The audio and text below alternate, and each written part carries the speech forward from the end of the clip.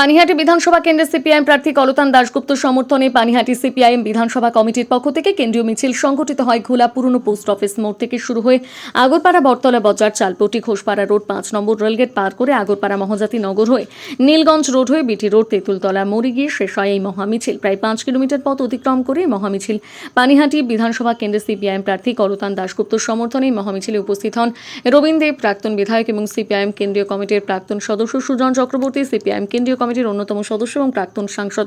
উপস্থিত ছিলেন চলচ্চিত্র জগতের, নাট্য জগতের অন্যতম ব্যক্তিত্ব চন্দন সেন, বাদশা মৈত্র, বিমল চক্রবর্তী, সারা ভারত গণতান্ত্রিক মহিলা সমিতির কেন্দ্রীয় নেতৃত্ব এবং সিপিআইএম পশ্চিমবঙ্গ রাজ্য কমিটির অন্যতম সদস্য আয়ত্রী গুহ, সিপিএম এর পশ্চিমবঙ্গ রাজ্য কমিটির সম্পাদক মণ্ডলীর অন্যতম সদস্য এবং সিপিআইএম উত্তর 24 পরগনা জেলা কমিটির সম্পাদক পলাশ দাস, সিপিআইএম উত্তর 24 পরগনা জেলা কমিটির সম্পাদক মণ্ডলীর অন্যতম সদস্য ঝন্টু মজুমদার, সিপিআইএম উত্তর 24 পরগনা জেলা কমিটির অন্যতম সদস্য অনির্বাণ ভট্টাচার্য, আরএসপি নেতা এবং প্রাক্তন পানিহাটি পৌরসভার উপপৌর প্রধান পঙ্কজ দাস, আরএসপি এবং আরএসপি নেতা দিলীপ দে, সিপিআই আঞ্চলিক পরিষদের সম্পাদক অমিত চন্দ্র, সারা ভারত গণতান্ত্রিক মহিলা সমিতির উত্তর 24 পরগনা সহ জেলা কমিটির সম্পাদিকা রুনু ব্যানার্জি, পানিহাট বামফ্রন্টের অন্যতম নেতা দুলাল চক্রবর্তী। দেখুন, এসআইআর আবহে ভোট, এর আগেবার মোদিজি ভোট করেছিলেন এনআরসির আবহে। মানুষকে ভয় দেখানো ছাড়া তো কিছু করণীয় নেই। ওরা বলছিলেন 1,20,00,000 নাম বাদ দেওয়া হবে, সব রোহিঙ্গা, সব বাংলাদেশি অনুপ্রবেশকারী, ঘুষপেটিয়া। আমি প্রধানমন্ত্রীকে জানতে চাইছি, আপনি ঘুষপেটিয়াদের নামের লিস্টটা দেবেন? শুভেন্দু অধিকারী রোহিঙ্গা রোহিঙ্গা বলে চেঁচাচ্ছিলেন, রোহিঙ্গাদের নামের লিস্ট কোথায়? ফলে রোহিঙ্গা অথবা ঘুষপেটিয়া এই সমস্ত বলে উনি নামের লিস্ট দিতে পারলেন না। বরং উল্টে যেটা হলো সেটা যে মমতা এতদিন ধরে বলছিলেন অনুপ্রবেশকারী তত্ত্বটাও কিন্তু মাঠে মারা গেল।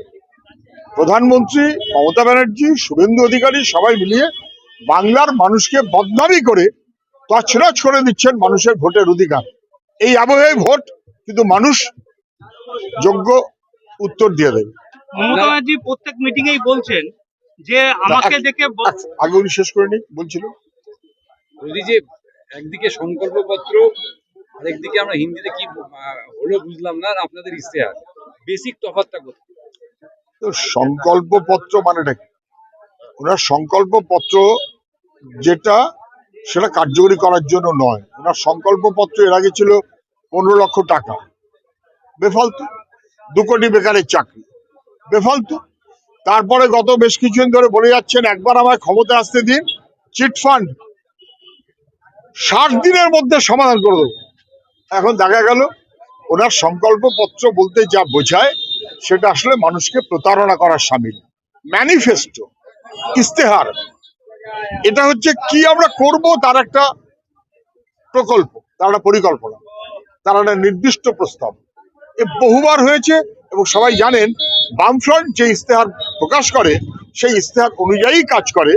এটা এতদিন ধরে পশ্চিমবাংলা মানুষ দেখতে অভ্যস্ত। এত বেকার, আপনার বিশেষ করে শিক্ষক নিয়োগের ক্ষেত্রে আপনারা ইশতেহারে পরিষ্কার করে বলেছেন, কিভাবে নিয়োগ করবেন? 14 সাল থেকে বসে আছে, এত মামলা রয়েছে। আমরা যখন বামফ্রন্টের সরকার ছিল, বছরে বছরে টেট পরীক্ষা হয়েছে, কোনোদিন কেউ মামলা করতে অথবা মামলা করে দুর্নীতি এই কথাটা বলতে সুযোগ পান। যখন এসএসসি পরীক্ষা হচ্ছে প্রত্যেক বছর 15-20 হাজার করে চাকরি হয়েছে, একটা দিনও চাকরি দেওয়ার দাবিতে অথবা চাকরিতে দুর্নীতি হয়েছে বলে মমতা মিছিল করতে পারেননি, রাস্তা অবস্থান করতে পারেননি, অনশন করতে পারেননি। পরিষ্কার গ্রাম শহর মানুষ বুঝেছে তাদের ভরসা বামপন্থীরা, বামফ্রন্ট সরকার। ফলে এখন যা হচ্ছে এটা টাকার খেলা, টাকার কারবার, লুট তোলাবাজি।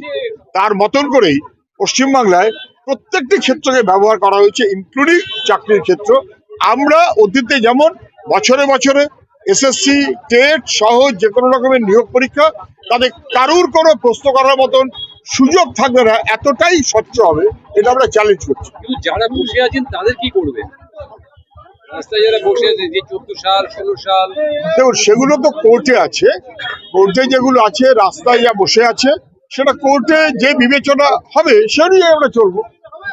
আমরা কখনো তো তার বাইরে চলিনি। আমাদের মন থাকবে তাদের পক্ষে যারা বিপন্ন হচ্ছে।